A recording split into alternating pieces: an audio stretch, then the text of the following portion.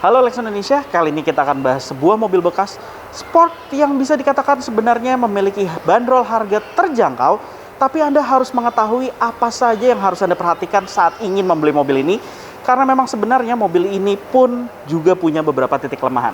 Nah, kayak apa sih mobilnya? Yuk tonton terus videonya.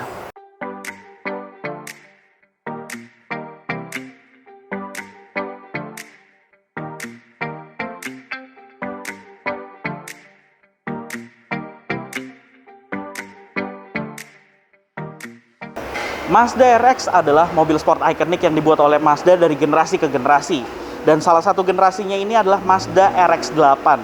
Di mana Anda bisa lihat bahwa sebagai sebuah mobil sport, mobil ini memiliki desain yang terbilang agresif dan sangat sporty. Itu dilihat dari bagian depannya yang terlihat sangat pipih, kemudian juga desain bumpernya yang agresif dengan lubang serba ukurannya besar semua di bagian seluruh bagiannya. Di mana sebenarnya dari lubang-lubang ini memiliki banyak sekali fungsi, yaitu mulai dari mendinginkan mesinnya, ada pendinginan oil cooler, dan juga beberapa bagian lainnya. Kemudian di bagian depan ini Anda bisa lihat bahwa desain lampunya yang pipih seperti ini juga membuat penampilan mobil ini semakin agresif lagi. Dan di bagian grillnya ini juga menjadi salah satu ciri khas dari Mazda. Desainnya itu memang menjadi ciri khas dari beberapa model Mazda. Serta untuk di bagian mesinnya sendiri, segitiga seperti ini juga menjadi ciri khas dari Mazda, yang dimana itu adalah desain dari model konfigurasi mesinnya. Oke, untuk headlampnya sendiri beberapa fitur dilengkapi di sini seperti proyektor sebagai standarnya yang sudah dilengkapi dengan xenon.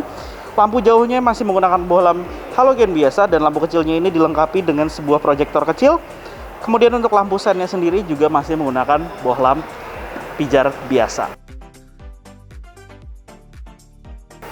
Nah, ini adalah bagian yang paling menariknya. Karena sebenarnya Mazda RX dari generasi ke generasi selalu menggunakan mesin berkonfigurasi rotary engine. Di mana untuk RX-8 ini dia hadir dengan dua rotary engine. Yang mana salah satu rotary-nya itu adalah memiliki kapasitas mesin 650 cc, dan apabila 2 dikali 2 yang menjadi 1300 cc. Memang terbilang kecil, namun dalam hal tenaganya, mobil ini mampu menghasilkan tenaga 212 dk dengan torsi 215 Nm. Itu tenaga yang sangat besar untuk horsepower-nya, namun memang untuk dalam hal torsinya, mobil ini mungkin sama persis seperti mobil-mobil berkapasitas 2000 sampai 2400 cc-an. Kemudian tenaganya tersebut disalurkan ke roda belakang karena mobil ini berkonfigurasi rear wheel drive melalui dua pilihan transmisi. Jadi ada transmisi otomatis 6 percepatan dan juga transmisi manual 6 percepatan. Benar-benar tenaganya ini tersalurkan dengan baik karena mobil ini, mesin rotary engine ini mampu memiliki putaran mesin yang sangat tinggi, dan bahkan mobil ini sendiri pun hampir bisa mencapai 8000 rpm. Oke, secara penampilan mesin ini terlihat sangat rapi sekali. Di sini seluruh bagian ditutup dengan cover plastik seperti ini. Namun apabila Anda buka cover plastiknya ini, mesin rotary engine itu hanya sangat kecil sekali ukurannya dan benar-benar posisinya menjorok ke bagian belakang. Dan di bagian depan ini dia sangat-sangat kosong sekali. Ini adalah ukuran yang paling besar, yaitu adalah filter udara. Kemudian di baliknya ini, di sisi sebelah sini adalah akinya. Dan dalam hal fitur keselamatan, mobil ini pun sistem pengeremannya sudah dilengkapi dengan ABS, EBD, serta brake assist, dan juga traction control sebagai standarnya. Selain di bagian depan, di bagian belakang pun Mazda membuat RX-8 ini terlihat agresif. Itu ditampilkan mulai dari bumper belakangnya yang hadir dengan dua buah knalpot, satu di kiri dan juga satu di sisi sebelah kanan. Yang mana di masanya sendiri mobil ini pun mencuri banyak pandangan orang. Kemudian lampu belakangnya yang menggunakan mika bening seperti ini, memang di masanya sendiri pun juga jarang sekali pabrikan yang mengaplikasikan hal ini.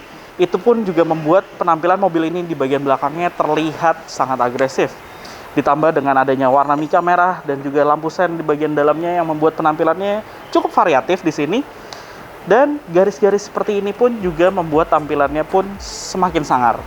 Tapi memang di bagian belakang Anda melihat mobil ini dilengkapi dengan spoiler seperti ini. Tapi spoiler ini bukan menjadi standar pada mobil ini karena ini adalah tambahan. Karena versi standarnya sendiri pun mobil ini belum dilengkapi dengan spoiler di belakang.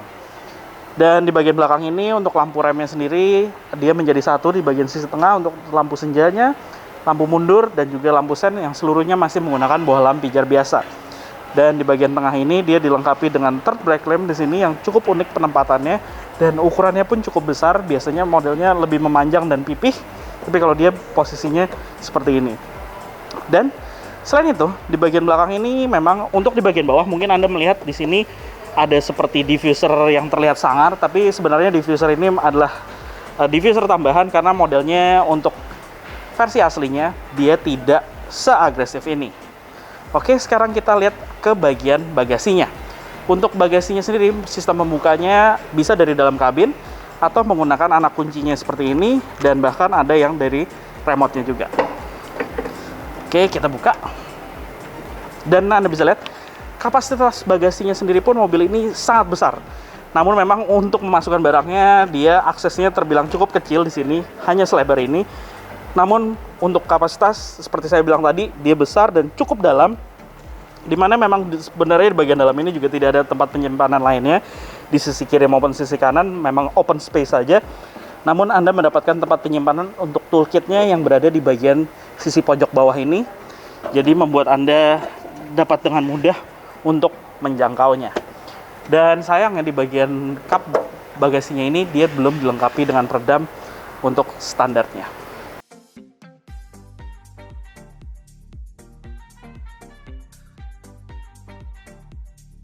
Untuk desain di bagian samping, Mazda RX-8 ini sebenarnya memiliki penampilan yang juga terlihat sangat sporty di sini.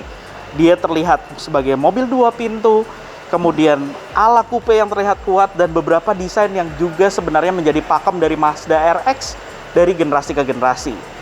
Untuk di bagian depannya sendiri Anda bisa lihat bahwa model fendernya yang terlihat besar, kemudian juga ada sedikit kisi-kisi di bagian sampingnya ini yang membuat penampilannya sangat terlihat sporty. Kemudian penggunaan pelek berukuran besar 18 inci, dan di bagian samping ini model spionnya yang pipih seperti ini yang membuat penampilannya juga menjadi terlihat benar-benar agresif. Selain itu, sebagai mobil yang memiliki desain ala coupe ini, pintu depannya memang terlihat lebih panjang, serta dia ada keunikan yaitu kaca belakangnya ini sebenarnya bisa dibuka oleh penumpang di bagian dalamnya, tapi dia hanya model buka pop-up, bukan kaca power window.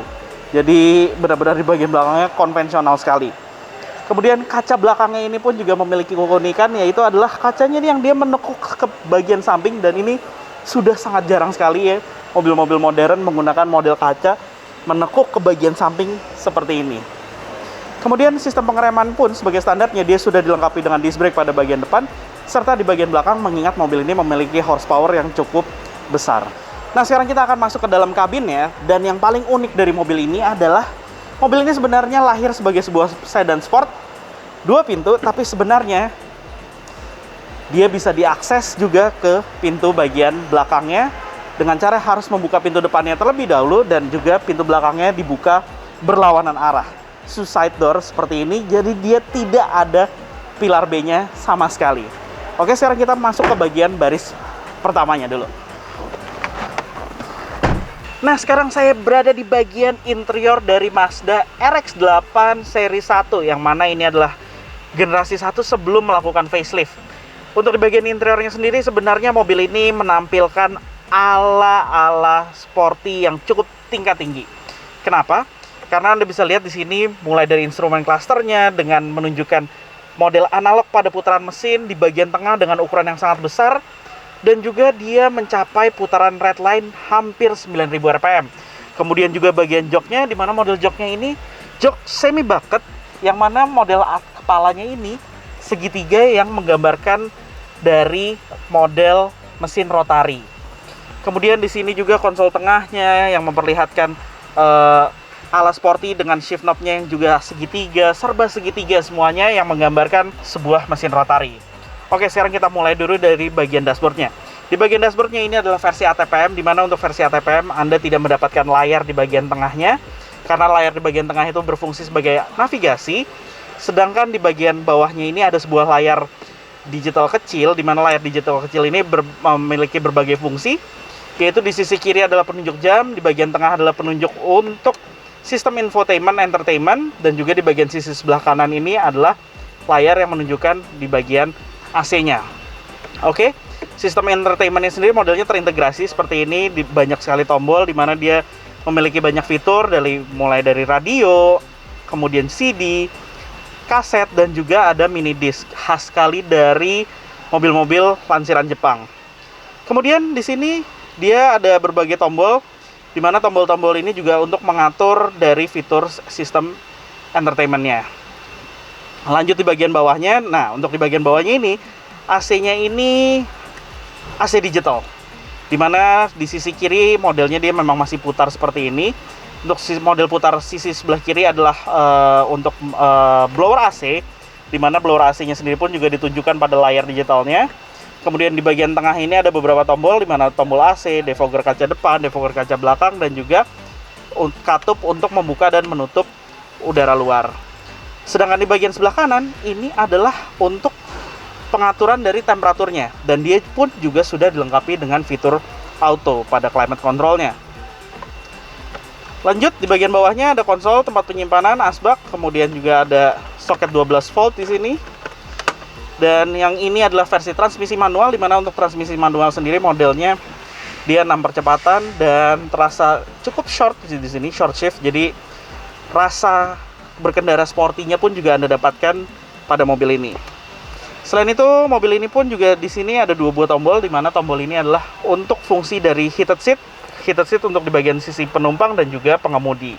Lanjut ke bagian instrumen cluster. Nah, di instrumen clusternya ini ada beberapa informasi. Sisi sebelah kiri adalah penunjuk dari pressure oli. Jadi oil pressure selalu ditunjukkan pada mobil ini untuk mengamankan mesinnya.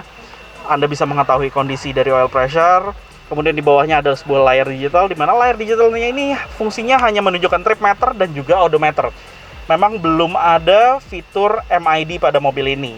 Kemudian di bagian sebelah tengahnya, untuk di bagian tengah ini adalah penunjuk untuk putaran mesin model analog. Kemudian ada sebuah layar kecil, di mana layar digital ini menunjukkan kecepatan aktual dari mobil ini. Jadi speedometernya ada pada layar kecil tersebut. Dan di sebelah kanan itu baru penunjuk untuk temperatur mesin dan juga tangki bahan bakar. Oke, lanjut lagi. Belakang lingkar kemudi ini ada 2 buah tuas. Sisi sebelah kiri standar tuas untuk wiper kaca depan, ada fitur intermittent, ada pengatur interval waktunya. Sedangkan di sebelah kanan dia adalah tuas untuk lampu utama, lampu fog lights, lampu jauh, kemudian lampu sen. Sedangkan untuk lingkar kemudi Anda mendapatkan pengaturan audio di bagian sisi sebelah kiri, dan dia modelnya sporty banget, palang 3, berlapis dengan kulit dengan ukuran diameter yang cukup pas, tidak terlalu besar, membuat kesan sporty lagi pada mobil ini. Oke. Kemudian lanjut lagi di sisi sebelah kanan. Di sisi sebelah kanan ini ada beberapa fungsi, yaitu adalah tuas untuk mengatur terang gelap dari instrumen cluster dan juga konsol tengah. Dan di sini ada tombol untuk mematikan traction control. Lanjut di sebelah kanan, di bagian door trimnya. Di bagian door trim ini fitur-fitur untuk pelipatan kaca spion, pengaturan kaca spion, kemudian juga power window pada kaca sisi kanan dan kiri, yang mana fitur auto hanya hadir pada bagian pengemudi saja. Oke, sekarang kita lanjut. Untuk posisi mengemudinya, mobil ini terasa rendah memang. Lagi-lagi disajikan dengan kesan sporty, karena memang mobil ini arahnya lebih ke arah sporty. Sebagai sebuah Mazda RX yang selalu menawarkan tingkat sporty yang sangat tinggi. Kemudian dia pengaturan joknya pun elektrik untuk naik dan turunnya di bagian sisi depan dan belakang, kemudian juga maju dan mundur, pengaturan sudut kemiringan sandaran full elektrik seluruhnya. Kemudian lanjut lagi ke bagian atas. Nah, dia dilengkapi dengan sun visor yang modelnya dia plastik, jadi bahannya nih. Kemudian dilengkapi dengan cermin lengkap dengan lampu penerangannya, dan ada reading light untuk masing-masing sisi. Tapi sebenarnya ini sudah diganti dengan lampu LED karena aslinya masih menggunakan bohlam pijar biasa. Kemudian sebagai standar Anda juga mendapatkan sunroof, di mana tombol controllernya pun juga menyatu pada bagian panel di lampu baca ini. Di sini pun juga Anda mendapatkan tempat penyimpanan untuk kacamata, serta kaca belakangnya ini masih model konvensional. Lanjut lagi, untuk fitur keselamatannya sendiri, mobil ini sudah dilengkapi dengan airbag, yaitu airbagnya ada pada bagian pengemudi, penumpang, kemudian di pilar A, serta mobil ini karena tidak dilengkapi dengan pilar B, dia dilengkapi dengan airbag pada bagian sisi pinggir di jok baris pertama. Oke, sekarang kita lanjut yuk ke bagian belakang. Dan pada saat duduk di jok baris kedua sebagai sebuah mobil sport, mobil ini memberikan kenyamanan bagi 4 orang penumpang dewasa secara sekaligus. Karena apa? Jarang sekali mobil sport yang memberikan kenyamanan untuk penumpang di baris kedua, bahkan ada yang tidak memberikan jok di bagian belakang. Tapi Mazda RX-8 ini, dia memberikan kenyamanan untuk 4 penumpang. Dan itu bisa dilihat, ini adalah posisi mengemudi saya dengan postur saya hanya 165 cm. Tapi saya juga masih mendapatkan legroom yang cukup memadai, serta headroom yang masih oke juga di sini. Dan bahkan postur orang yang lebih tinggi dari saya pun juga akan masih mendapatkan kenyamanan duduk di baris belakang. Dan selain itu, mobil ini sebagai sebuah mobil sport, dia juga memberikan banyak sekali tempat penyimpanan. Saya belum menjelaskan bahwa di bagian depan itu Anda mendapatkan konsol tengah yang ukurannya cukup besar, kemudian juga ada coin tray, kemudian door pocket di bagian pintu masing-masing, serta laci di bagian sisi sebelah kiri. Dan di bagian belakang, Anda mendapatkan 2 buah cup holder lagi, kemudian juga di sini ada tempat penyimpanan tertutup, dan di bagian atas ini juga ada tempat penyimpanan lagi di sini, dan ini adalah akses langsung untuk ke bagian bagasinya. Selain itu, ini pun juga bisa langsung dikunci menggunakan anak kunci yang sama persis dengan untuk menyalakan mobil. Posisi duduk di bagian belakang ini secara ruangan masih oke, dan secara posisi duduknya sendiri pun juga cukup nyaman karena sudut kemiringan sandarannya pun cukup pas, tidak terlalu tegap dan tidak terlalu rebah. Serta di bagian belakang ini Anda pun juga masih mendapatkan seat belt 3 titik untuk kedua penumpang di bagian belakang, serta airbag di bagian pilar C-nya ini pun juga ada. Anda mendapatkannya, dan benar-benar mobil ini sudah memberikan kenyamanan serta keselamatan, fitur-fiturnya yang sangat lengkap. Oke, di bagian atasnya Anda juga mendapatkan lampu kabin lagi di sini yang sebenarnya juga mestinya masih menggunakan bohlam pijar biasa. Oke, jadi itulah mengenai Mazda RX-8. Berminat untuk memiliki mobil sport seperti ini? Hal apa aja sih yang harus Anda perhatikan? Hal terutama yang harus Anda perhatikan adalah di bagian mesinnya. Mazda RX-8 ini hadir dengan mesin rotary engine yang sebenarnya memiliki kapasitas kecil tapi mampu menghasilkan tenaga yang sangat besar. Namun, ada drawback yang harus Anda perhatikan, yaitu mobil ini sebenarnya memiliki usia pakai yang mana di forum-forum dikatakan banyak sekali, yaitu adalah mobil ini maksimalnya mencapai 100.000 km saja dan harus melakukan overhauling atau bahkan mengganti unit mesinnya. Namun cara yang paling mudahnya adalah Anda harus mengetahui service record dari mobil ini secara jelas, berapa kilometer yang sudah pasti dilewati oleh mobil ini. Karena memang sebenarnya ada masalah pada bagian mesinnya ini untuk di series pertama, yaitu adalah apex seal-nya, di mana apex seal ini apabila sudah jelek, dia akan mempengaruhi dari kompresi mesinnya dan juga akhirnya mengalami kebocoran oli, dan berakibat lama-kelamaan mesin ini akan mengalami kemacetan. Apabila hal tersebut sudah terjadi, jelas mesin ini sudah tidak bisa digunakan lagi dan Anda harus mengganti mesinnya 1 unit utuh. Kemudian, apabila Anda menemukan ada logo check engine pada speedometer Anda, sebaiknya Anda memeriksakan ke bengkel resminya untuk mengetahui apakah ada masalah yang terjadi pada mesin ini. Yang sering terjadi apabila muncul check engine seperti itu adalah catalytic converter sensor dan juga O2 sensor, yang mana apabila dari salah satu sensor tersebut tidak baik, ada kemungkinan sistem pembakarannya juga tidak sempurna dan bahkan akan mengakibatkan bahan bakarnya sangat boros sekali konsumsinya. Selanjutnya, Mazda RX-8 ini dikenal memiliki masalah pada dinamo starternya. Banyak yang mengatakan bahwa dinamo starternya ini memang cukup lemah dan memiliki kapasitas yang terbilang kecil. Dan di forum-forum tersebut dikatakan bahwa dinamo starternya ini sebaiknya diganti menggunakan aftermarket dan kapasitasnya yang lebih besar dan lebih kuat untuk menyalakan mesin rotary engine ini.